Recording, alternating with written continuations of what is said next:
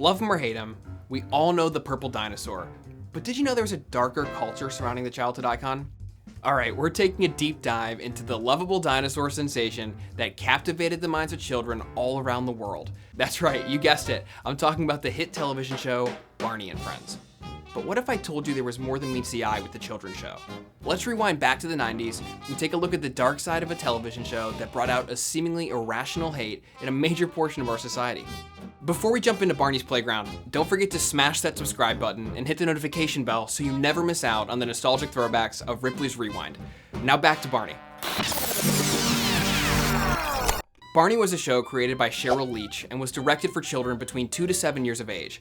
In fact, Cheryl created Barney for her son Patrick when she noticed just how much he enjoyed the show We Sing Together. Cheryl noticed that there was a major lack of content for children his age, and in seeing what Patrick reacted to, she was able to better craft Barney around the interests of younger children. Barney and Friends began to pick up steam quickly, even as it was still relatively low budget. In fact, in the beginning, Cheryl lacked a marketing budget and instead relied on local moms to call their friends or visit local daycares and market to other moms through word of mouth. Barney and Friends caught on like wildfire as children all over were glued to their television singing and dancing along with the friendly purple dinosaur.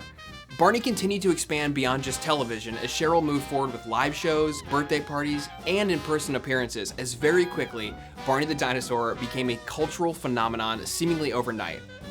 With such a massive cultural pull, Barney became an early friend to the generation he fostered with the singing, dancing, and educational segments, but with so much love of the purple dinosaur came a dark underbelly of hatred. Believe it or not, the Barney backlash ignited nearly as fast as one generation grew to love him. Other generations saw him as shallow, annoying, and some even felt that he was pure evil. One of the earliest examples of the cultural shift on Barney made itself apparent on college campuses. College students at the time grew up on Sesame Street, and characters like Big Bird, and any attempt to tarnish or to rewrite our sacred childhood nostalgia can seem like an act of war. Enter the Barney bashing events, which were held on college campuses and encouraged students to take their frustration and hatred out on the purple dinosaur.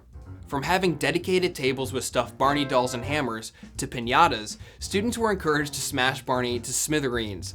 The grand finale of the event was a wrestling match between Big Bird and Barney, where Big Bird throws the purple dinosaur to the ground in a sign of childhood victory.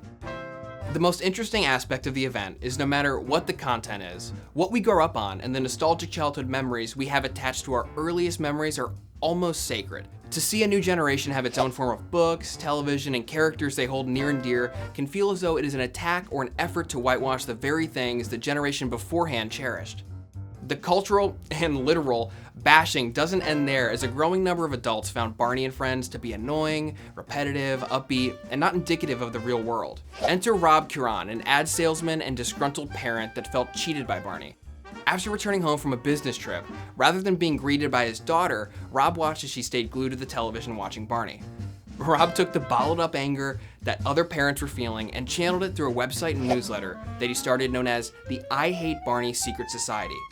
The newsletter, although satirical in nature, struck a chord with other disgruntled parents, and Rob was shocked when he received more than 7,000 letters in 6 weeks.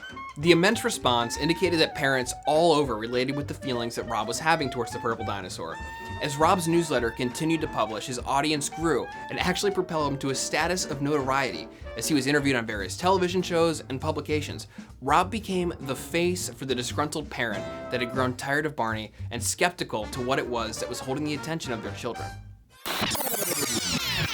So there you have it. From the children's television show of a generation, to bashing events, to disgruntled parents rallying around an all-encompassing newsletter, the cultural shift Barney faced is one of the most interesting spectacles in modern entertainment history. Even as a kid in elementary school, I remember singing songs with friends about hurting Barney or hearing rumors that Barney was evil or even satanic. Let me know in the comments below if you have any personal experience with the Barney backlash.